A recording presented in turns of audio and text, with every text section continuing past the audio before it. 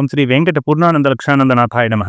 శ్రద్ధ, ఆసక్తి కలిగిన నా జ్యోతిష్శాస్త్ర విద్యార్థులకు మరింత ఉత్సాహం కలిగించడానికి యూట్యూబ్లో 15 పాఠాలకు ప్రతి పాఠం చివర మేమడిగే ప్రశ్నలకు సరైన సమాధానాలను కామెంట్ రూపంలో తెలియజేసిన వారిని నిజమైన అంకిత భావం కలిగిన విద్యార్థులుగా గుర్తించి వారికి లైవ్లో సందేహ నివృత్తి చేయడం జరుగుతుంది.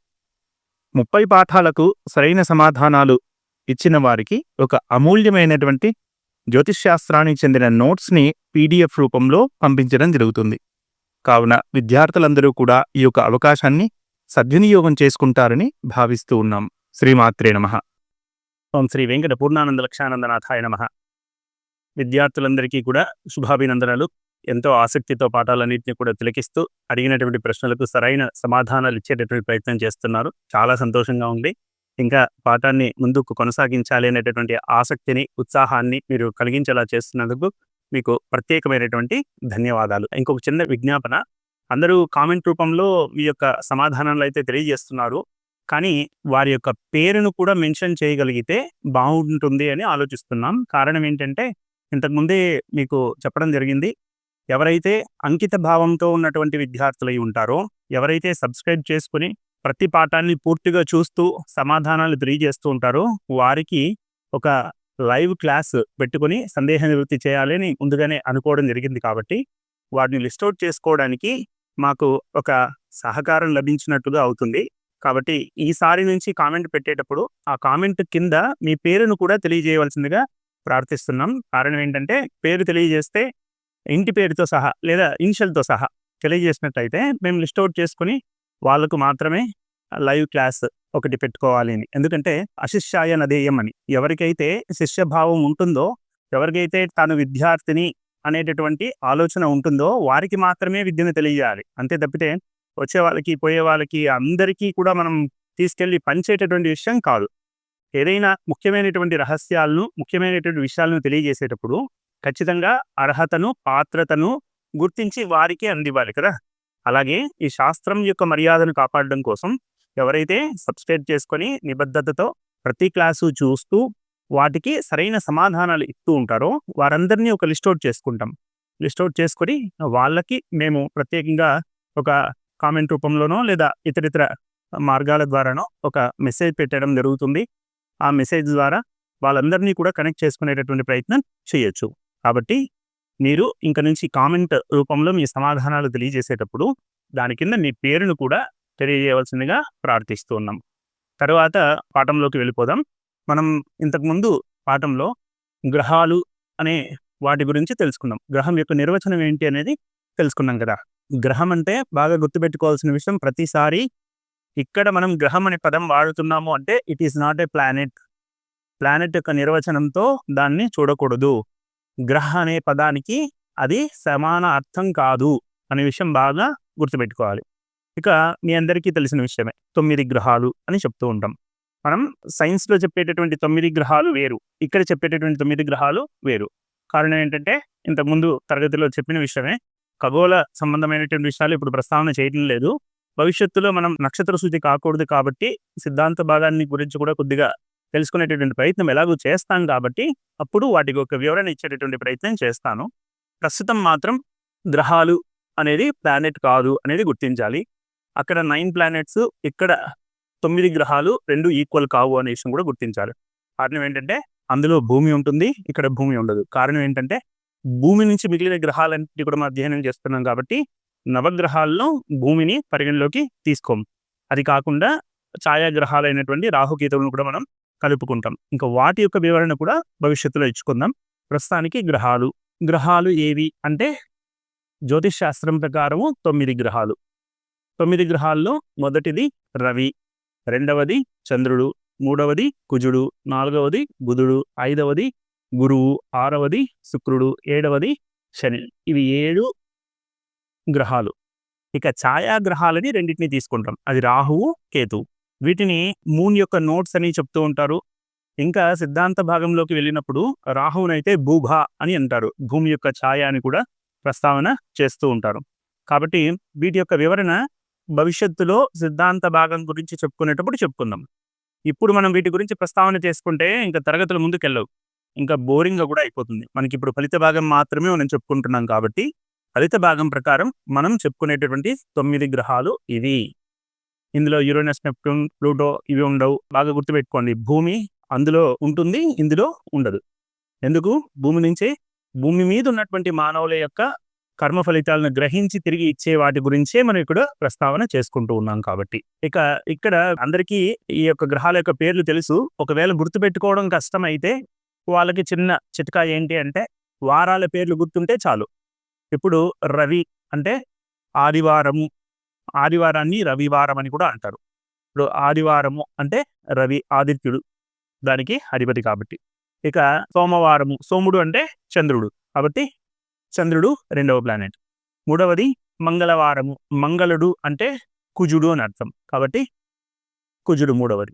నాలుగవది బుధవారము, బుధుడు అధిపతి బుధుడు. ఐదవది గురువారము కాబట్టి గురువు అధిపతి. ఆరవది శుక్రవారము కాబట్టి శుక్రుడు అధిపతి. ఏడవది శనివారం, శని అధిపతి. అంటే వారాల పేర్లు నీకు గుర్తున్నాయంటే గ్రహాల పేర్లు కూడా గుర్తున్నట్టే. ఇంకొకటి వారాల నుంచి గ్రహాల నుంచి వారాల అని అంటే దానికి ఇంకొక క్లాస్ చేయడం జరుగుతుంది. ఇంగ్లీష్లో ఆ పేర్లు ఎలా వచ్చాయి, సండేకి సండే ఎందుకు పెట్టారు, మండేకి మండే ఎందుకు పెట్టారు అనే దానికి ఒక కరెక్ట్ థియరీ ఎక్స్ప్లెనేషన్ అనేది ఎక్కువ చోట దొరికేటటువంటి అవకాశం లేదు. కానీ మనకు జ్యోతిష భాగంలో ఎందుకు రవివారానికి రవివారం అనే పేరు పెట్టారు, ఆదివారం అనే పేరు పెట్టారు, సోమవారానికి సోమవారం అనే ఎందుకు పేరు పెట్టారు అనే దానికి కూడా మనకు ఒక క్యాల్కులేషన్ ఉంది. అది కూడా హోరను బట్టి ఉంటుంది. ఏ రోజు సూర్యోదయానికి ఏ గ్రహం యొక్క హోర ఉంటుందో ఆ వారానికి ఆ యొక్క పేరు అనేది పెట్టడం జరిగింది. వాటి యొక్క వివరణ ఇంకొక వీడియోలో తెలియజేస్తాను. బట్ ఇక్కడ మనం గుర్తుపెట్టుకోవాల్సింది 9 గ్రహాలు. ఆ 9 గ్రహాల్లో 7 గ్రహాలకి మన యొక్క వారాల పేర్లు ఉన్నాయి కాబట్టి భానువారము, సోమవారము, మంగళవారము, బుధవారము, గురువారము, శుక్రవారము, శనివారం. ఇది గుర్తుపెట్టుకుంటే చాలు. ఇంకా మిగిలినవి రాహుకేతువులు. ఈ 9 గ్రహాలని అనేక రకాలుగా విభజించడం జరిగింది. అలా విభజనలో ఇక్కడ చూడండి, ఫస్ట్ విభజన గ్రహాల్ని 3 భాగాలుగా విభజించుకోవచ్చు. 1వ భాగం, 2వ భాగం, 3వ భాగం. మొదటి భాగంలో ఎవరిని తీసుకుంటారంటే రవిచంద్రులు మాత్రమే తీసుకుంటాం. కారణం ఏంటంటే ఇది గతిని బట్టి మనం డివైడ్ చేసుకుంటున్నాం. వీటికి సవ్యగతి మాత్రమే ఉంటుంది. రవి వక్రించాడు, చంద్రుడు వక్రించాడు అనేటటువంటి మాట జ్యోతిషాస్త్రంలో ఉండదు. కాబట్టి వక్రగతి లేనటువంటి గ్రహాలు కాబట్టి వీటిని రవిచంద్రుల్ని ఒక టీమ్గా తీసుకుంటాం. వీటికి కేవలం రుజు మార్గం మాత్రమే ఉంటుంది, రుజుగతి మాత్రమే, సవ్యగతి మాత్రమే ఉంటుంది. ఇక మిగిలినవి 5 గ్రహాలు: కుజుడు, బుధుడు, గురువు, శుక్రుడు, శని. ఇవి చాలా ప్రధానం జ్యోతిషాస్త్రంలో. పంచమహాపురుష యోగాలు అని చెప్పేసి వస్తూ ఉంటాయి. మీరు ఈ యొక్క గ్రహాలకు సంబంధించిన పరిజ్ఞానం పూర్తిగా తెలుసుకున్నట్లయితే పంచమహాపురుష యోగాల గురించి కూడా మనం బాగా చెప్పుకోవచ్చు భవిష్యత్తులో. ఇవి 5 కూడా ఒక కూటమి. ఈ 5టికి మళ్ళీ ఏముంటుంది అంటే రుజుమార్గము ఉంటుంది, వక్రగతి ఉంటుంది. అంటే సవ్యగతి ఉంటుంది, అపసవ్యగతి ఉంటాయి. అందుకోసమే గురువు వక్రంలో ఉన్నాడు, శుక్రుడు వక్రంలో ఉన్నాడు అని చెప్పేసి చెప్తూ ఉంటారు మనకి. శని వక్రంలో ఉన్నాడు, వక్ర శని యొక్క దృష్టి పడుతోంది, కుజుడు వక్రిస్తూ ఉన్నాడు, బుధుడు వక్రిస్తూ ఉన్నాడు, రిట్రోగ్రేడ్ అని చెప్తూ ఉంటారు ఇంగ్లీష్లో. ఆ విధంగా వక్రగతి కూడా ఉన్నాయి. వీటికి మౌఢ్యమి కూడా ఉంటుంది. అదే రవికి మౌఢ్యం ఉండదు. రవి ద్వారానే మిగిలిన గ్రహాలకి మౌఢ్యం అనేది ఏర్పడుతూ ఉంటుంది. అంటే సూర్యుడికి దగ్గరగా వచ్చినటువంటి గ్రహాలు అస్తమించడం, ఉదయించడం అనేవి జరుగుతూ ఉంటాయి. వాటిని మనం మౌఢ్యమే అని చెప్తూ ఉంటాం. అది ఎక్కువగా గురుమౌఢ్యమే, శుక్రమౌఢ్యం మనం ఎక్కువ వింటూ ఉంటాం. ఎందుకంటే శుభకార్యాలకు సంబంధించిన ముహూర్తాల గురించి ప్రస్తావన చేసేటప్పుడు ఏమైనా చెప్తారంటే గురుమౌఢ్యమే ఉంది, శుక్రమౌఢ్యం ఉంది, ముహూర్తాలు పెట్టకూడదు అని ప్రస్తావన చేస్తూ ఉంటాం. కాబట్టి వీటి గురించి ఎక్కువ వింటూ ఉంటాం. కానీ మిగిలిన గ్రహాలకు కూడా, ఈ గ్రహాలకు కూడా మౌఢ్యమే అనేది ఉంటుంది. కుజుడికి ఉంటుంది, బుధుడికి ఉంటుంది, శుక్రుడికి ఉంటుంది, శనికి కూడా ఉంటుంది. కాబట్టి ఇవంతా ఒకటి. ఇంకా ఎప్పుడూ అపసవ్యంగా తిరుగుతున్నటువంటి గ్రహాలు 2. అవి రాహువు, కేతు. వీటిని ఏమంటారంటే ఛాయాగ్రహాలు అని చెప్తూ ఉంటారు. అంటే నీడ మాత్రంగానే ఉంటాయి, భౌతికంగా వీటి యొక్క ఎగ్జిస్టెన్స్ అనేది ఉండదు. భౌతికంగా కనిపించేటటువంటి గ్రహాలు కావు, ఛాయా మాత్రంగా మాత్రమే వీటి యొక్క ఉనికిని తెలుసుకోగలుగుతాం. ఇది ఒక రకమైన వర్గీకరణ.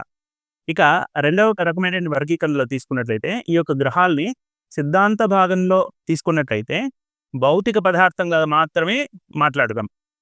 అదే ఫలిత భాగానికి వచ్చినప్పుడు ఈ యొక్క గ్రహాలని దేవతా స్వరూపాలుగా చెప్పుకుంటాం. అంటే ఈ యొక్క గ్రహాలకు సంబంధించినటువంటి అధిష్టాన దేవతల యొక్క ఫలితాలను ఇవి ఇస్తూ ఉంటాయి.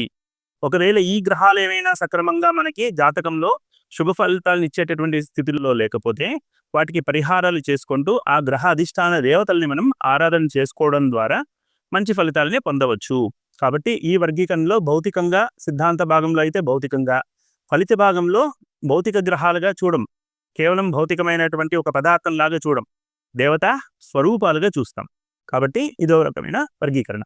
ఇక ఇంకొక రకమైన వర్గీకరణ తీసుకున్నట్లయితే ఈ యొక్క గ్రహాలని 2 టీమ్స్గా మాట్లాడుకున్నట్లయితే దాంట్లో గురువు, రవి, చంద్ర, కుజ, కేతు ఇవన్నీ కూడా ఒక గ్రూప్, ఒక టీం ఇది. అదే శని, శుక్ర, బుధ, రాహు ఈ 4 కూడా ఒక టీం. వీటిని ఎందుకు ఇలా టీమ్గా డివైడ్ చేస్తామో అనే విషయం రాశి గురించి ప్రస్తావన చేసుకునే, రాశి చక్రం ఏదైతే ఉందో వాటి గురించి ప్రస్తావన చేసుకునేటప్పుడు ఇంకా వివరంగా చెప్పుకుందాం. ఈ క్లాస్లో ఏంటంటే కేవలం గ్రహాల యొక్క పేర్లు, వాటి వర్గీకరణ మాత్రమే చూసుకుందాం. గ్రహాల యొక్క పేర్లు ఇక ఆల్రెడీ ఇంతకుముందు చెప్పినట్టుగానే 9: రవి, చంద్ర, కుజ, బుధు, గురు, శుక్ర, శని, రాహుకేతువులు. ఈ 9 మనము చెప్పుకునేటటువంటి నవగ్రహాలు. తర్వాత ఆ గ్రహాల యొక్క వర్గీకరణ చేసుకున్నప్పుడు సవ్య మార్గంలో సంచరించేటటువంటి రవిచంద్రులు ఒక వర్గం అయితే, సవ్య అపసవ్య మార్గంలో కూడా సంచరించేటటువంటి గ్రహాలు. అపసవ్యంగా సంచరిస్తాయి అంటే నిజంగానే వక్రంగా తిరుగుతాయి అని అనుకోకూడదు. భూమి మీద నుంచి చూసే వాళ్ళకి అది వక్రంగా కనిపిస్తుంది. గ్రహం యొక్క వక్రత్వం గురించి చెప్పుకునేటప్పుడు అది ఎందుకు ఆ విధంగా కనిపిస్తుంది అనే విషయం మనం ప్రస్తావన చేసుకుందాం. అప్పుడు ఇంకా బాగా అర్థం అవుతుంది. ప్రస్తుతానికైతే ఇవి అంటే ఎందుకు డీప్గా వెళ్ళట్లేదు అంటే అన్నప్రాసన రోజే ఆవకాయ పెట్టేశామనుకోండి చాలా కష్టం అయిపోతుంది. కాబట్టి కేవలము మనం వాటికి సంబంధించినటువంటి ప్రాథమిక అంశాలను మాత్రమే చర్చించుకుంటున్నాం. ఇక్కడ ఈ 5 గ్రహాలకి పంచతార గ్రహాలని కూడా అంటూ ఉంటారు. ఈ 5 గ్రహాల యొక్క పరిస్థితి ఏంటి అంటే వీటికి రుజు మార్గము ఉంటుంది, వక్ర మార్గము కూడా ఉంటుంది. ఇక ఇవి ఎప్పుడు కూడా అపసవ్యంగానే సంచరిస్తూ ఉంటాయి. ఇదో రకమైన వర్గీకరణ. ఇంతకుముందు చెప్పినట్లుగా ఇవి గురు సంబంధమైనటువంటి మిత్రులు, శని సంబంధమైనటువంటి మిత్రులు. వీటిలో టీం లీడర్ ఎవరు అంటే గురువు, దీంట్లో టీం లీడర్ ఎవరు అంటే శని. అందుకోసం వీటిని శని పాలిత గ్రహాలని, వీటిని గురుపాలిత గ్రహాలు అని చెప్తూ ఉంటారు. ఇక వీటికి సంబంధించినటువంటి రాసుల్లో లగ్నాల్లో పుట్టిన వాళ్ళని ఏమని చెప్తారంటే గురు లగ్న జాతకులు అని, వీటికి సంబంధించిన వాటిలో పుట్టిన వాటిని శని లగ్న జాతకులు అని చెప్తూ ఉంటారు. ఇంతవరకు మాత్రమే ఈరోజు టాపిక్. ఇక నెక్స్ట్ క్లాస్లో మనం రాసులు అంటే ఏంటి, తర్వాత నక్షత్రాలు అంటే ఏంటి, వాటికి గ్రహాలకు సంబంధించినటువంటి సంబంధ బాంధవ్యాలు ఏ విధంగా ఉంటాయి, ఏ రాసులకి ఎవరెవరు అధిపతులు ఇత్యాది విషయాలు, వాటి యొక్క కారకత్వాలు కూడా. గ్రహాల యొక్క కారకత్వాలు విడిగా చెప్పుకున్నాం అనుకోండి అసలు మీకు బుర్రకెక్కదు. అందుకోసమే రాసులతో దాన్ని సంబంధించుకొని అన్వయించుకొని చెప్పుకుందాం. కాబట్టి రాసుల గురించి ప్రస్తావన చేసేటప్పుడు రాసులు, ఆ రాసులకి ఆధిపత్యాన్ని పొందినటువంటి గ్రహాలు, వాటి మధ్య ఉన్నటువంటి సంబంధాలు, అదేవిధంగా వాటికి సంబంధించిన కారకత్వాలు ఇత్యాది విషయాలు చెప్పుకుందాం. ఈరోజు పాఠం అంతా శ్రద్ధగా విన్నారు కదా. నేటి ప్రశ్న: ఈరోజు చెప్పుకున్నటువంటి 9 గ్రహాలలో సవ్యంగా మరియు అపసవ్యంగా కూడా సంచరించగలిగినటువంటి గ్రహాల యొక్క పేర్లు ఏమిటి? శ్రీమాత్రే నమః. ఇప్పటి వరకు జరిగిన పాఠాలలోని శ్లోకాలను PDF రూపంలో అందించడం జరిగింది. లింక్ కోసం డిస్క్రిప్షన్లో గమనించగలరు.